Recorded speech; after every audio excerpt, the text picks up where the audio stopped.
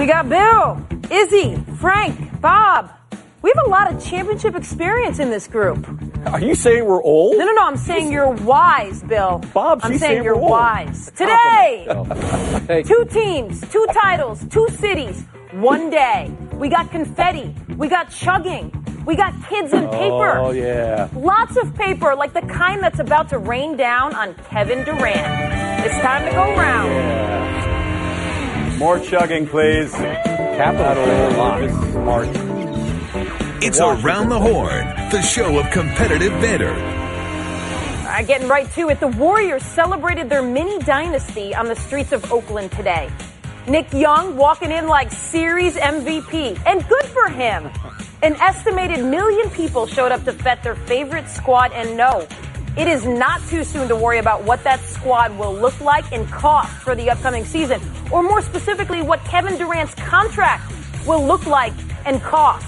Here's what Golden State GM Bob Myers said. Sometimes you don't negotiate. I'd love to have him for 10 years. Kevin Durant, look what he did for us last year. He did us a great service. He's earned the right to sign whatever deal he wants. I just want him to sign a deal. What's up, everybody? I am not Tony Reale. I'm Kate Fagan. That is good for Bill, bad for Frank. Yeah, true. Bill, Oh, that's right. Let me start with you right now. What do Myers' comments tell you?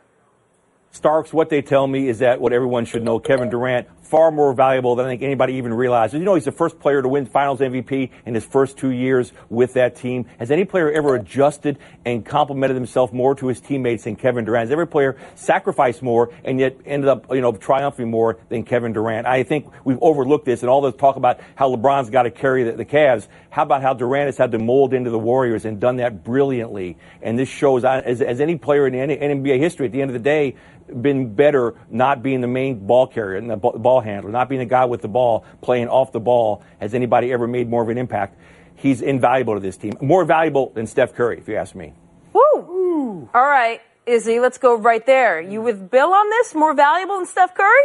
No, not more valuable to this team. I do think they are sort of 1 and 1A in terms of what they mean to this team, and what Bob Myers should definitely keep in mind is those are the 2 guys. That makes a championship core already. No offense to Clay or Dre, but they are the complementary pieces to Steph and KD. Just like when Steph had his contract and it was a record contract and he could get whatever contract he wants, Bob Myers said. Same thing with Kevin Durant. Now, what you want to know is, make sure that Kevin Durant doesn't need to be babied. You want to be careful that, hey, maybe Kevin Durant came to your city and won 2 championships, and now he wants to take on another challenge because people have been questioning him and everything else. So you just want to say all the right things to make sure that Kevin Durant, I know he's not more important than Steph in my opinion, but at the very least, they're equal. All right, Frank, where do you land on this?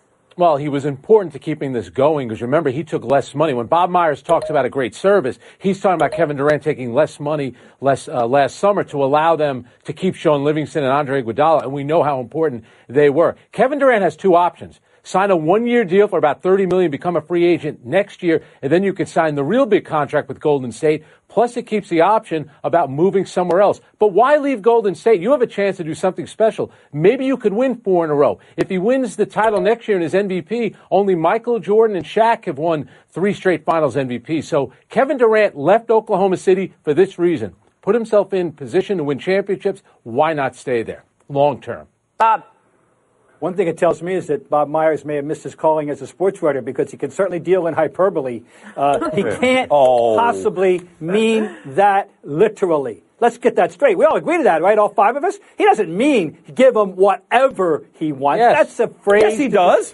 No, he doesn't. Well, he should. You wouldn't say that to anybody. You can't. No, that's just a phrase to tell you, we want you, we love you, thank you, we want you to stay. That's not literal, so let's get that off the table right now. I agree. He is co-equal, maybe by a scooch less than Curry to the whole thing. Curry is the symbol of the franchise, and the way they play basketball is because of Curry's unique ability. The greatest shooter that's ever set foot on this earth is Steph Curry, and everything revolves around that. And Durant has injected himself into this thing, but he's not more important than Curry. All right, Bill, you were chomping at the bit to jump back in here. That's you don't think why, that's hyperbole? No, and Bob, that's exactly why Durant's so great, because Curry is the symbol of that team, and he's worked around it to become a Finals MVP 2 straight years. Remember, and even Steve Kerr was saying on the Zach Lowe podcast, talking about this was the most difficult year for Durant. The first year he had all the energy, all the inspiration. This year he had to do it again. Still being a target. Still everyone's saying he chased the money. Still everyone's saying he took the easy way out. Has anybody performed better under pressure the last 2 years than this guy? I can't imagine. All right, Izzy, I want you to take a look at this, all right? So our protagonist here, Mr. Durant, told ESPN's Chris Haynes the following on Friday. This game, your craft, you have to continue studying it. At some point, you have to be ready to graduate. 35, that's just a number in my mind. Now, on Monday night, Durant was on Jimmy Kimmel Live, and he clarified. Yeah, that was just... Yeah, that was just... I would just think, crazy stuff, in the times of the day. I don't know why I said it at that. Maybe it was too much champagne that night. All right, Izzy, are you buying Durant's clarification?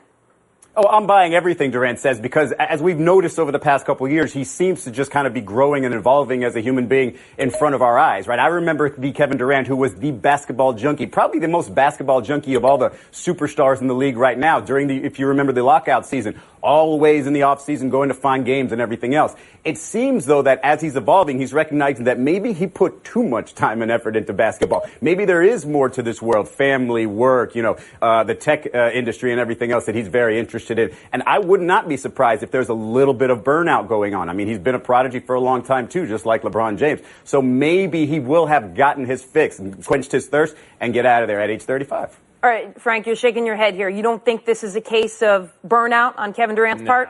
His vocation is basketball, and he'll always have time to do that stuff once he turns 40 and 50. You can't play basketball at 40 and 50. Maybe LeBron can. I don't know about Kevin Durant. I'm with his agent, Rich Kleiman, who said, I'll believe it when I see it. The guy loves to play. There's a lot of money in basketball. If healthy, he's playing beyond 35. Bob. I had hoped to be the only contrarian here, but I agree with Izzy. I think there's a possibility that he means it, because this guy is not the same guy who used to sit there with the backpack and the Bible. This guy is after the game. This guy is trying to show the world he's more than just a basketball player. And I think if there's just a possibility that really he means this, that the time comes, he's going to want to move on. He wants to show the world he's more than just a basketball player. I happen to think it's possible. All right, Bill. I think it plays into what I was saying. I think these last 2 years have been just exhausting for him mentally and emotionally. I think he's wiped out. I think he'll play Take the year off then. Until he's wiped out. Will you stop? All right. We have another parade to cover today. Our nation's capital going crazy for their capitals. A team that has apparently not separated themselves from the cup or each other in days. Hasn't it just been exactly like the ultimate team bonding retreat, like a high ropes course, bringing everyone closer together? I guess what I'm saying is, Frank, doesn't it feel like these Capitals can repeat? What Absolutely. say you?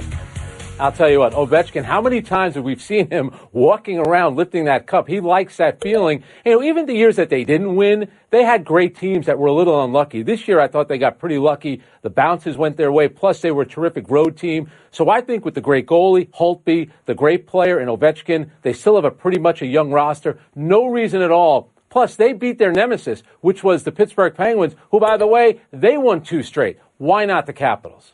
All right, Izzy, you want in a little hockey here. Come on. Yeah, please. You know how they say with champions or dynasties or teams that win 2, 3, 4 championships, these long runs, they say you can tell when they're fatigued. You can tell when the run is done because it's physically exhausting. It's mentally draining. Well, you know what else is also mentally draining is climbing that same hill over and over that the Capitals did. Oh, you guys choked. Oh, you guys aren't living up to expectations. Oh, you guys have to do this and have to beat the Penguins and everything else. They finally did it. Like, this is a great exhale. And it could last into next season. And it could affect them in the next season. Just not knowing or not wanting to dig as deep and knowing what it takes to finally get over that hump, to try to do that again. They could just sort of lean on this cup and say, you know what, we've got one for now. Maybe I'll exhale a little bit longer. Bill, you think these Capitals are going to lean on the cup?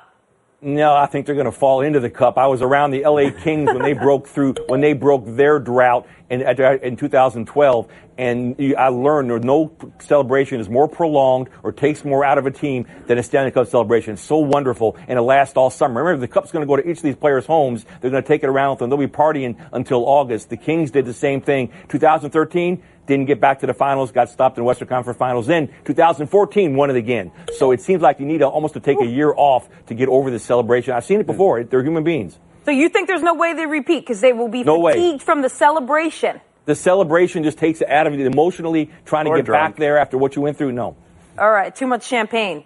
Bob, where do you fall on this? All right, they're not the Warriors of the NHL. They're not the Blackhawks of recent vintage. They're not the Pittsburgh Penguins of recent vintage. They're not the Red Wings. No, they're a team that won it this year. They weren't even any better than Tampa Bay. If they played that series again, who among us would doubt that Tampa Bay could win that series? And any given year, whoever gets a hot goaltender could upend them. I give it to 2011 Bruins with Tim Thomas, who went out of his mind for 6 weeks. He's not going to the Hall of Fame, but he was the Hall of Famer then. There are a lot of things. It's not. Bob, I got to stop you. We're in D.C. here. We are celebrating a Stanley Cup. We can't tear these Capitals down. It's too soon. All right. They could, but they're not that great. Oh, man. Well, all right, we've been warned. Mute him again. Mute him again. Hey, I don't take directives, Bill. All right, we've been advocating warned. Durant We got and the Izzy, Capitals a year 8 off. points in the league. The rest of you guys are chomping on his heels. We got Lonzo Ball coming up, clowning himself. Stick around. Buy or sell is next. Bill, take the next year off, don't Bill. force You us and Durant and the Caps. Camping at the bit. Buy or sell. News bulletin from Indianapolis. Andrew Luck has thrown a football. College size, not Nerf, but still. And apparently he repeated this effort approximately 20 times. No football traveled more than 20 yards. All right, but this is the first visual evidence of Luck throwing since October 2017. Bill, now you were once on the show, Luck, so this is basically your territory. How big of a deal is this? In keeping with the theme of that great horse racing series, people needed to see Andrew Luck work. They needed to see him out there. He worked. It was good. I think it's all good. He didn't exactly gallop, but he did get out there and prance a little bit, and I think we need to see that. He has time before the start of the season. It's all good news. Izzy. I mean, is this encouraging? I mean, he's your quarterback. Yes, he should throw footballs at some point. We have not seen anything to make us feel good about this. And if you want to just look at little details, like look at his arm speed when he's throwing that. Didn't look like he's whipping that ball. Yeah. Look at the football. It's a collegiate football. Maybe it's because it's a little bit smaller, lighter. Who knows? I mean, you have no real answers until you actually see him play football. Frank, you analyzing his motion as well? Absolutely. You know, Bill Plaschke, you crack me up. You finally get football in L.A. Now you talk like you're Vince Lombardi. You know, the guy's only played 22 games the last 3 years. He hasn't thrown a football in a playoff game since 2014. It was the most underreported story in the NFL last season. To me, those highlights, he doesn't look great. I'd be real worried. You impressed, Bob? No. This is, to me, it'd be the equivalent as if the Celtics trotted out Andrew Hayward to shoot layups. I mean, big deal. Gordon. Nice to know that. Gordon Hayward. Nice Gordon Hayward. Andrew, where did I get that? Andrew Luck. So I got Luck on the brain.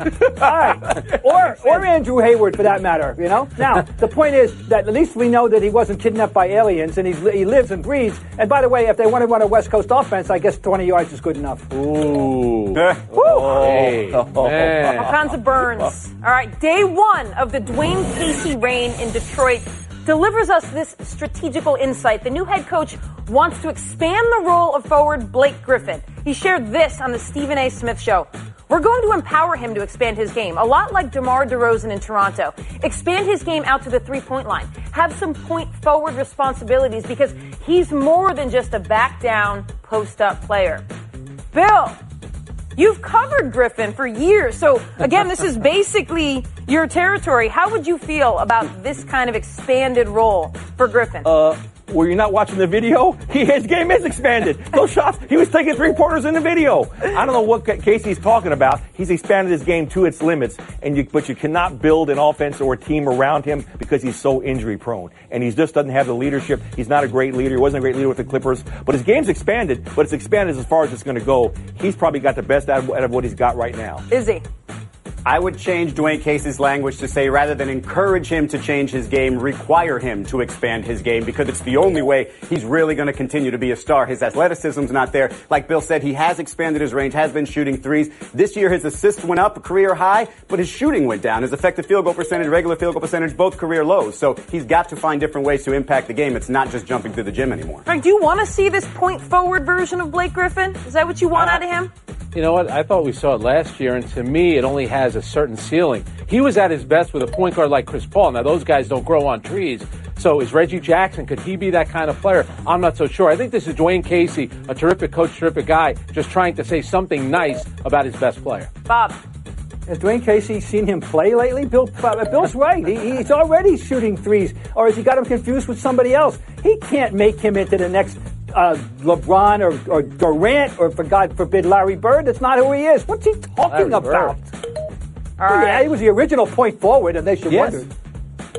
Lonzo Ball making noise. He dropped a diss track on teammate Kyle Kuzma, naming the track Kylie Kuzma, as if misogyny is clever and harmless, and as if we'll think it reflects poorly on Kuzma instead of on Ball himself. Apparently, Ball and Kuzma are friends. Bill, to you again, because you're the expert on West Coast rap feuds, so obviously this one is your account as well. What's that? Something to see here?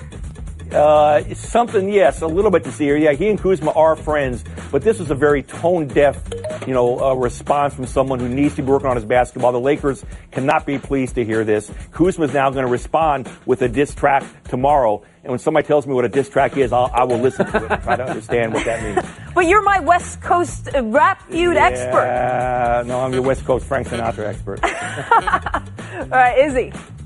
It's confusing. I just don't understand it. Like, it's a little bit of Lonzo Ball trying to do too much, right? He goes from his rookie season, where he almost doesn't say a word, except for that one thing about Luke Walton and say he'll play for anybody, to being on these commercials, these movie trailers, and doing this diss track, which is supposed to be good-natured, but you don't know, because nationally we have no idea what their relationship is unless you're, like Bill, there more often. So it's very confusing and just a bad look for Lonzo, I think. Frank. Bill said tone deaf. I heard the actual rap. Lonzo Ball is tone deaf, not a great singer. But in the rap, he says, you say that I can't shoot. No. The stats say that. You shoot 30% on threes. We all say you can't shoot. That's the problem. I like the Frank version that analyzes basketball and not rap. That's the Frank I can get with. Yes. Bob. There you go. West Coast under-assistant West Coast promotion man, that I do know. But this one I don't know. And by the way, I am Ball familied out. Lonzo, do me a favor. Go call up Ben Simmons, get together in a gym, and spend all summer shooting jump shots, and then come back and see me. Other than that, I don't want to hear it. Thank you. Boom. Will there be Man, that's a diss track right there, Bob. What he said. All right. Now, we got the second horn. I'm not going to write a diss track, but I am going to hit you guys with some lightning bolts. Uh-oh. You out, Bob. You out. We got Izzy. We got Frank. Showdown is next.